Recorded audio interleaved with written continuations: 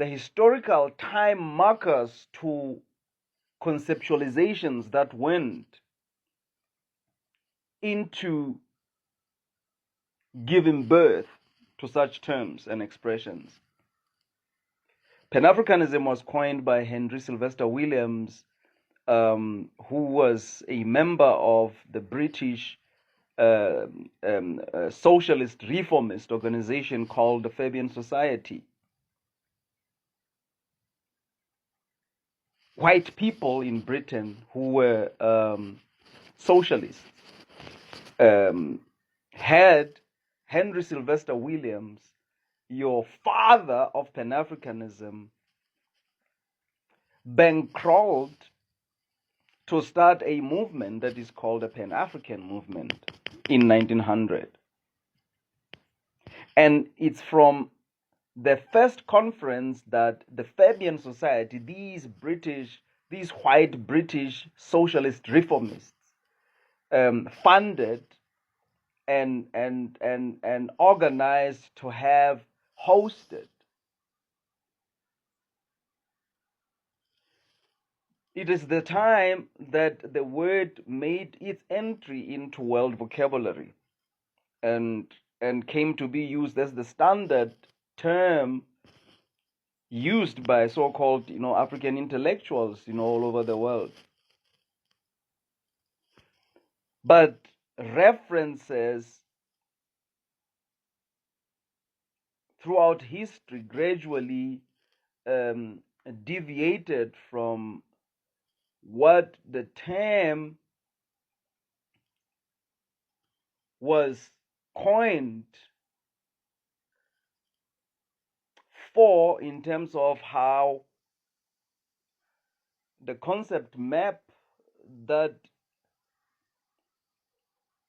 organized reasoning instrumentalities that went into conceptualizing behind it looked. You have Kwame Nkrumah in later years, who is acclaimed the father of Pan-Africanism, the father of the African Revolution in Africa, who in his book, Ghana, the autobiography of Kwame Nkrumah, makes it clear in no uncertain terms that although earlier in the very same work he claimed to have been influenced by Garvey's work that is compiled into a book called Opinions and Philosophies of Marcus Garvey. Later on, in another place in the very same book, he says, although that is the case, although he is also chanting Africa for Africans, his political philosophy differs from that of Garvey. That of Garvey was black nationalism and not African nationalism. So Kwame Nkrumah's,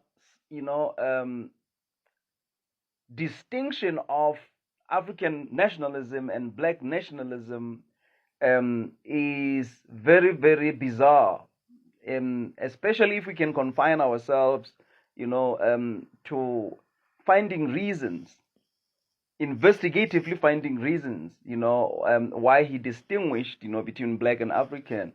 The implication for this is you can be African without being black. And you can be black and not be African. There are black people who are not African, and there are African people who are not black. Maybe this is one of the things that expose his race dismissist attitude foreground in his race neutral philosophy. That's why he even had the nerve to alienate his affection from his race by marrying outside of it. I know most of you in these Pan-African spaces would say that's a personal choice. But a woman is the epitome, a race, of a nation. At a microcosmic level, when you marry a black woman, you reinscribe your affection to your people, to your race. When you marry outside of your race, you display the alienation of your affection from your race. Your affection is alienated from your race. That's why you marry outside of a race. So Nkrumah married outside the race. He married the pale Arab from Egypt, who, to Nkrumah's continentalist definition of an African, fitted into what Nkrumah conceived to be what an African is. He was never a race man. He did not even have African-centered leanings in terms of the spiritual-cultural, although he would use the word culture, cultural freedom, cultural this and that for Africa. He was grossly and embarrassingly decentered. In his book, Conscientism, he defines the African conscience as, being a combination of Euro Christian tradition, Islamic tradition, and African original tradition. He introduces this concoction of the three as what the African conscience is composed of. Can we imagine? When we define the African conscience, Nkrumah says it is composed of the Euro-Christian religion, the Islamic religion, and the African original, traditions. Really? So this is where I come in. And if this is Pan-Africanism,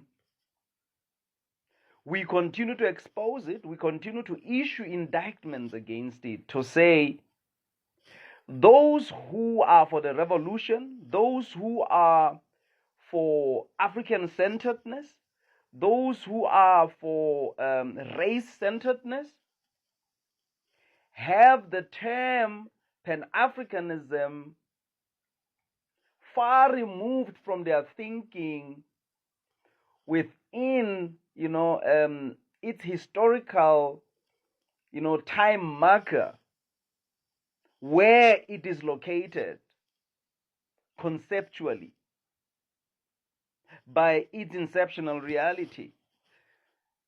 If that is what you dispute Pan-Africanism to be, it means you have invented your own Pan-Africanism. Pan-Africanism can never be anything other than what Henry Sylvester Williams coined and the movement that he established, to use the terminology, as part of its name, and the kind of thinking that went into theorizing,